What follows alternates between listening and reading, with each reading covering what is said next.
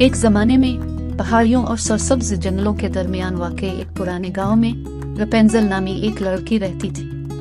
वो अपने लंबे सुनहरी बालों के लिए दूर दूर तक मशहूर थी, जो सूरज की रोशनी के आबशार की तरह उसकी पीठ से नीचे गिरते थे। लेकिन रपेंजल कोई आम लड़की नहीं थी।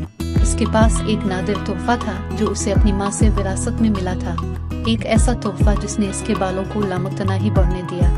रपेंजल अपने वालिदैन के साथ गांव के किनारे एक छोटी सी कॉटेज में रहती थी। इसके वालिदैन, जो आजिज किसान थे, अपनी बेटी की बहुत प्यार करते थे, लेकिन इसके तोहफे को दुनिया से पोशीदा रखा, इस डर से कि दूसरे खुद गरज वजूहात की बना पर इसका लालच न करें। जैसे जैसे रपेंजल बड़ी होती गई, इसका अपने कॉटेज से बाहर की दुनिया के बारे में तजस्सुस भी बढ़ता गया। वो अक्सर खिड़की के पास बैठकर परिंदों को आसमान पर उड़ते और गांव से बाहर की दुनिया को तलाश करने के ख्वाब देखते। एक दिन जब रपेंजल अपनी खिड़की से बाहर देख रहा था, उसने एक नौजवान लड़की को खेतों में उछलते हुए देखा। ये लड़की पोलियाना थी, एक खुश मिजाज और पर उम्मीद बच्ची जो हाल ही में अपने खानदान के साथ गांव मुंतकिल हुई थी। पोलियाना की मुताद्दी हंसी और बेपनाह तवानाई ने फौरी तौर पर रपेंजल के दिल को अपनी लपेट में ले लिया और वो इससे मिलने की ख्वाहिश रखती थी। पोलियाना के साथ दोस्ती करने के लिए पुरज़्म रपेंजल ने एक मंसूबा बनाया। अपने जादुई बालों का इस्तेमाल करते हुए इसने एक रस्सी बनाई और इसे अपनी खिड़की से नीचे उतारा, इस उम्मीद पर कि पोलियाना इसे देखेगी और इससे मिलने के लिए चढ़ जाएगी। इसकी खुशी के लिए पोलियाना ने रस्सी को देखा और बेताबी से चढ़ने लगी।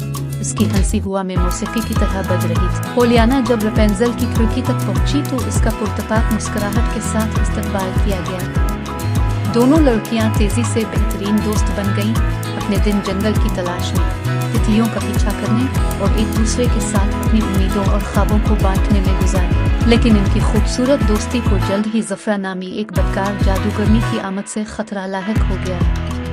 ने रपेंजल के जादुई बालों की अफवाहें सुनी थी और उसकी ताकत को अपने तारीक मकासद के लिए इस्तेमाल करने की कोशिश की थी। रपेंजल पर कब्जा करने के लिए पुरज़्म ने गांव पर जादू किया, उसे एक घनी धुंध में लपेट दिया जिसने सूरज को धुंधला दिया और जमीन को अंधेरे में डाल दिया।